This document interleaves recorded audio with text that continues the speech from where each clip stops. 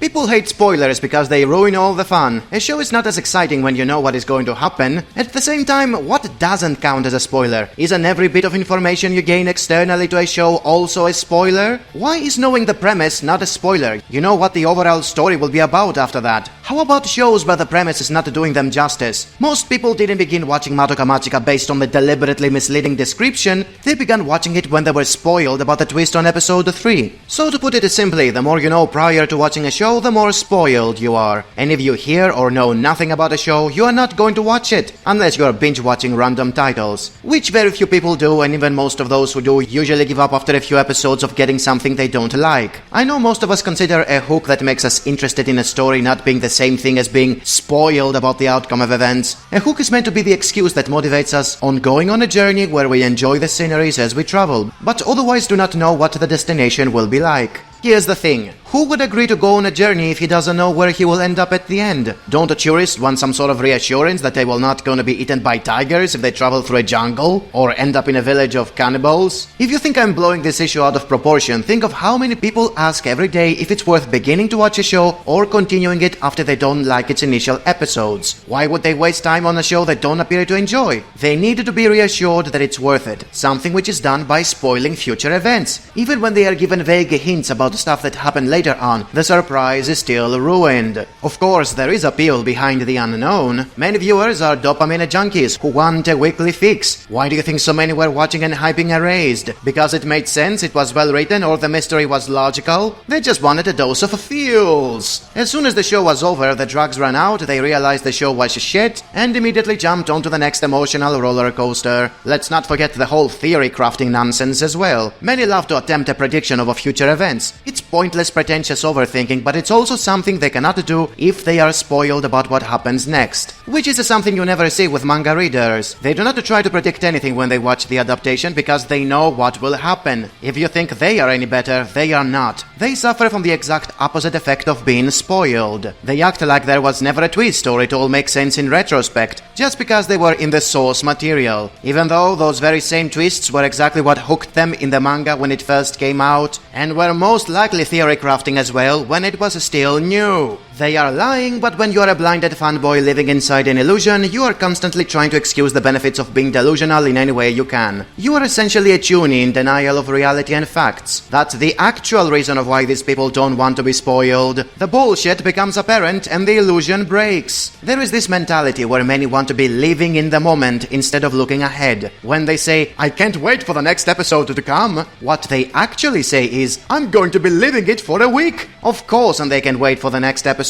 They will wait and they do watch it. They have something to be excited for by deliberately not checking out what comes afterwards. Do you think people would hype Sword Art Online if they were spoiled about the tentacle and incest crap that happened later on? Would they bother watching Erased if they knew who the killer was and how awful the ending is? Of course not. It's all about the excitement of not knowing instead of the quality of what they are watching. That's the issue when they watch every episode as if it's a standalone instead of a small part of a bigger series. They don't care about the plot holes because that would require noticing the inconsistencies in relation to previous episodes. As a reviewer and an analyst, I stopped caring about spoilers many years ago. It's not about what happens, but rather how it happens. If you want a basic difference between a casual and an elitist, this is it. Elitists don't live in the moment. They see things as a whole and do not score based on the enjoyment of the episode they liked the most.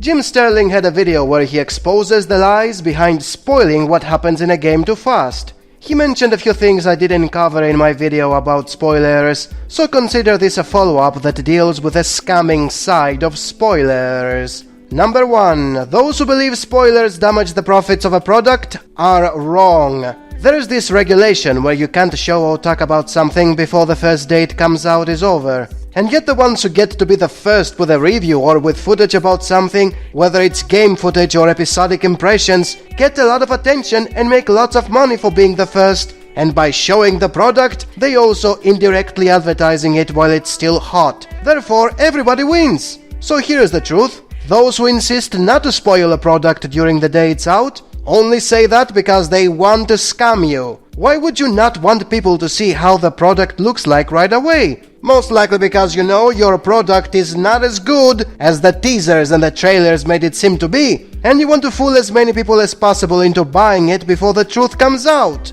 So no, spoilers don't damage the income, it's bad products that damage the income. The consumer's income, that is. Number 2. Those who believe spoilers damage the entertainment value of a product are wrong. Knowing what's going to happen next does not lessen the entertainment value, unless the only thing you care about is jump scares. Things that only work once and then lose all their importance. Nobody stops watching a show if he knows what's going to happen next. He will stop only if he doesn't like what happens next. And usually not even then, because he just might be curious to see how it happens instead of what happens. So here's the truth. Those who insist not to ruin enjoyment by spoiling a product are only saying it because they know nobody's going to like the outcome. If the plot or the music or the visuals are fine, why would you worry? People are going to like it regardless of being spoiled. It's only when you know you are not offering them a quality product that you are bothered by spoilers, because people are not going to give you their money. Therefore, again, the spoiler excuse is used as a trick to scam people, as well as not bothering yourself with quality control, because you only care about quick bucks. And number 3, those who believe spoilers kill the traffic of a product are wrong. I'm talking about the theory crafters and their dumb speculation discussions. Those who try to predict future events by pulling shit out of their ass. If you know what's going to happen next, people are not going to be talking about it, therefore there is not going to be any discussion about a title, therefore that's bad. So here's the truth. You are not talking about the product, so it can't be ruined by spoilers. Your so-called speculations are more like fan fiction about stuff that haven't happened yet, and most likely never will the way you predict them. Spoilers are only damaging your fictional future events, and only in the sense they are officially not canon. They're still fan fiction, and you can still do whatever you want with them. So stop saying spoilers are killing anime. It's only killing your scam of fooling people into thinking your bullshit speculations have value and that you are so smart for figuring it out. Once again we see the horrible problems shilling channels are going through every time there is an episode they can finally hype for something. Shieldom had to apologize for showing a thumbnail with Super Saiyan 3 Vegeta because it spoiled the surprise for his subscribers. Now if you follow enough Shield channels, you know how often they lie in the thumbnails. They will be showing something that has never happened. It's a lie they use as clickbait. Well, guess what? Showing the truth is also clickbait, since Super Saiyan 3 Vegeta was the only thing worth talking about the episode. Not to mention the entire series. What exactly was a Shieldom supposed to show so it wouldn't constitute a spoiler? A freaking black silhouette that hides what happens and has question marks, arrows and circles? How is this not coming off as misleading? There is no right answer. Thumbnails are either successful clickbaits or you're gonna lose most of the potential watchers. Whether they spoil something or not doesn't matter. Also, I need to point out spoilers in thumbnails are only an issue in shilling channels that live and die based on the hype. Channels like mine, which are only about telling you the truth, don't have an audience that gives a shit about spoilers. Half the comments on One Piece videos is people asking if that dumb thing actually happened, and none of them actually cares if it's true or not, since they don't care about the hype of One Piece. Meaning I can spoil as much as I want and nobody will care. It's the sellouts who are stuck in a lose-lose situation regarding the thumbnails, since no matter what they do, they will get backlash. And that is why hype is nothing but trouble, and you should never hype anything.